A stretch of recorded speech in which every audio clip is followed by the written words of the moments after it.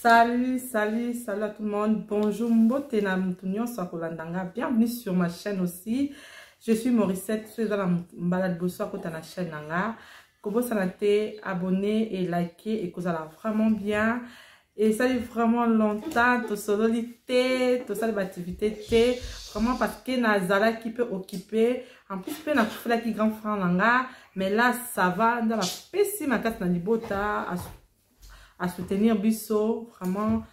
merci. J'espère que Bino peut vous bien, nakata mabota na Bino, vous vraiment bien, santé za kitoko, donc nous avons pas la Bino pe, to pesi nous avons merci pour apaiser Bisso souffle de vie, parce que mon pesi n'a pas ma, ce qui était là, nous la Bisso. Voilà, si j'ai un Bisso, il y a les autres qui sur la moi m'quier. Ils allaient, jeune fille, pour la jeune fille. Bisso, jeune fille comme moi, je suis jeune fille. Na balipe na zana bana mibale na kati ya ndako na mobali comment tokoki ko se comporter na kati ya ndako na biso face à papa kozala pe kozala soin kotia make-up ezaka te soki tolingi tobima nde totie make-up soki tolingi tokende église nde totie make-up soki tolingi tokende et soki tolingi déjà ceux qui te limitent au bimandé, tu as make-up. Ceux qui te limitent à l'église, tu as make-up. Ceux qui sont restaurant quelque part, tu as make-up. Mais ceux qui sont dans katanda, pour na papa, tu as make-up. Ceux qui écoutent na c'est à perruque, n'est-ce pas perruque qui bouge na c'est à perruque. Et bon bah c'est clair. Au moins la défaut ils appellent vraiment salité. Ceux qui aiment na c'est à perruque qui salité en sacalaté. Donc bah biso bah jeune fille, toi bah nous on a qui maman tu tiens na pembe parce que ceux qui qui maman, tous on a qui maman, ozomi boaka, ozomi tika na yo, pour oza maman, na kuna déjà maman. Non biso toi bah jeune fille manzaka na, o tu no manzaka te, o ko ki ko ça appelle vernis non boyena nous ils ont encore propre soin et ça est l'autre côté. Voilà oza katanda ko zolamba na cuisine o tie make-up no bo muni na tie make-up na ngabo o lamba ça fumbwa no yo et mon papa perotala ko to papa mi libanda ce qui o tika kaka suki ya sa plante wana e anyo libanda so ko ngo bimozu ne perruque o tie likolo o bandi mbanga non maman non biso ba tantine ba jeune fille tous en kata mabala nde masali biso ngolu to vandi na mibali na kata ndako to gérer bango to za rapé na soin na kata ndako na biso zo lamboza ozo ngebu ozo ngala parce que so papa qui libanda ata moni jeune fille moko boye azo ngala non équipé parce que binga na kata ndako na Morissette angalaka tango alambela nga fumbwa azo ngala zo beka papa ko kapina petit akolia akoka petit akolia vraiment moi zo là ma papa akoya ko chéri yo là dans la cuisine et ça là vraiment bien donc yango na ligne bientôt lobi la sujet oyo parce que des fois ça arrive même gars ça arrive des fois lembi non pour côté make-up na lembi na ngai na le na ka bonga na ma oui ko kipe ko lamba na bongo mais na ndenge ya propre otemwa perruque na ko peni na yo bino ta okangi ngwa o tashango tu no make-up te mais là tu vois le kono ka propre za ma pe propre donc papa a kosepe là parce que liban là papa ba kin ba kuta ba fi ba ti ba make-up ba ti ba plan tout là ba perruque papa ce que moi on a toujours yo peut ça que face ya ma bé ta face ma bé te quoi toza kitoko mais o somi bongisaka te donc photo milenge la mbé na biso ba na pe ba jeune garçon na ebité yo maman so mbé na na jeune garçon ou be tonton na ebité parce que yanga na jeune ana na ba tonton te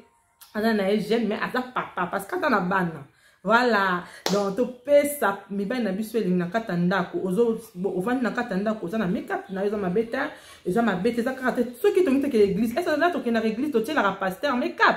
est-ce que totielaka bandimi na make-up non oui batandi bala bamona sope soin mobali na ope na kata ndako amona oza na propriété oza na soin donc o sokoli na tongo o tie poudre make-up o tie basile na yo o bandi ko banda cuisine na yo o ko pesa papa posa ko bimate papa ko vana na kati ya ndako parce que yo o bongami auto na yo moko maman lingo bima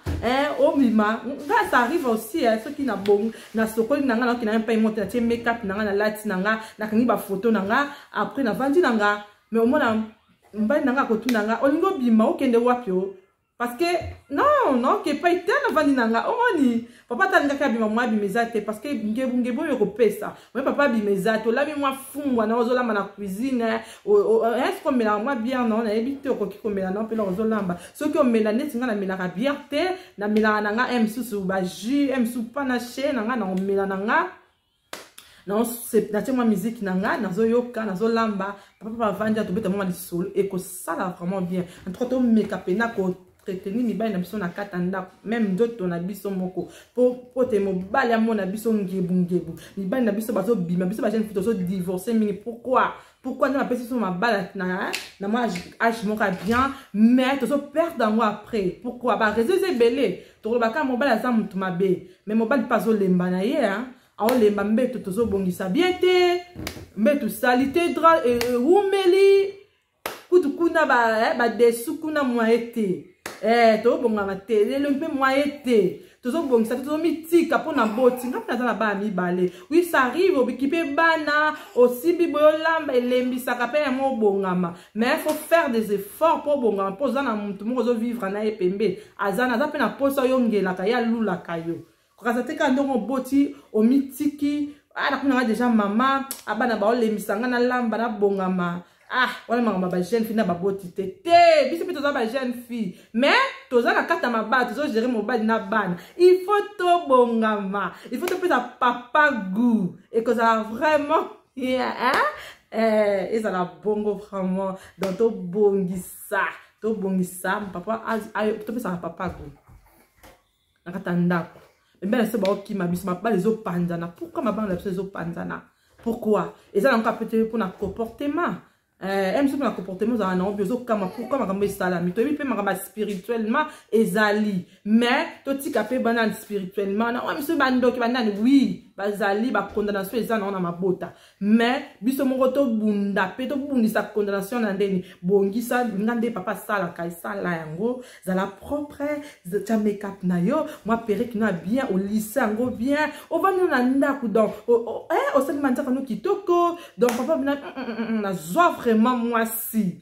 nanga atake libana akozonga mbango ata moni bango batie ba make-up kuna ba o ba botela biso ba o ba rena libanda biso ba mère photo renyaka na katanda kuna propriété na biso et que ça va vraiment bien to mais kako réussir ko bongisa kaka to boité papa pas ko ça mabe na ye mais biso to pesa ka papa lengi papa vina azanga réserve na libanda azanga mais même si on va nous pourquoi ben nanga on va nanda coûter ya kaka 23h minuit à lali tout ça vraiment na temps ko kutana te maman parce que zo bonga matin o pesa papa lengite o pesa lengite pesa papa lengi akebi libana pina 20h azanda neti yanga pina zonga 20h na nenga mabete azonga ni 20h 21h donc des ans comme ça te faut to bongisa vraiment na chaque pena idée oyo nga to solona na ba ser na ngai to sola na likambo to meka kana ko bongisa na katanda na biso ba marié ba jeune fille to ngalaka papa pa sepela et que ça là vraiment bien to sepesa ka bata libana te ngo bimo bonga mbango tema meka libana kuna zo ngala na photo kuna peso ngala mais na katanda so ko okani photo te so ko ke libana to ke église te papa kutu abaye parce que omi bongisi te Maman Tomi bongisa et que ça la vraiment bien to micro soigner que l'on a ba fall ya mike ba fall yana dans n'importe quel on dit quoi la septième mike to bongisa blanc mike to ça qui m'a ba na biso ngate et ça qui m'a na biso za na posa remonter pour aza comme te malibanda abima to micro bongisa biso ba jeune fille maman na ndenge ma bete biso ba jeune fille na kata mabala donc to bongisa to bongisa vraiment so comme no tete suki no oya sa perruque ne comme ko kufa au fond no o soko na shampoo pesa moi so là rola na mninga ka pe de rakito côté ça bien te mais suki bande okanga ngo kre umeli e boti ba poso mais so tsaka perruque likolo on do mama mninga peti to bongisa ko ba ya vraiment to bongisa si je nanga onanga to soa on a bino habité ce que ko sepesa bino ce qui peut ko et ko sunga bino parce que ngapi na sunga minango na katanda ka bala na bika te ngande na za likolo donc nganda supérieur non ngapi na zo meka ko bomisa tango na kanti idée oyo c'est que ngamo ko pina wuti na zupe mayele na katika ya idée oyo ngapi funa sala abona katanda ko na make up na la mamba na nga amona ngapi na hotel kitoko mwasi na nga soin olamba pesa penda apesa bilengi na ndenge mabi. Donc voilà, na lingi bino mingi, ça fait longtemps de solo lité, mais 8 ans on y solo là. Vraiment, na lingi bino mingi botika la bien, na mabota na bino, je vous aime beaucoup beaucoup beaucoup. Abonné nanga, bo umela na lingi bino mingi, renba la soigner papa na kata Belgique, ce que zo lamba penda. Na make-up wana pour papa ouais papa qui n'a mis di banda to pesa kaika bilengi et ça vraiment bien na kata bela et Karim Pandje ve sala yango et que ça l'a vraiment bien dans Nzambe apambola bino to kutani na vidéo ko yamba la sima. Bye bye, ciao, au revoir, bisous.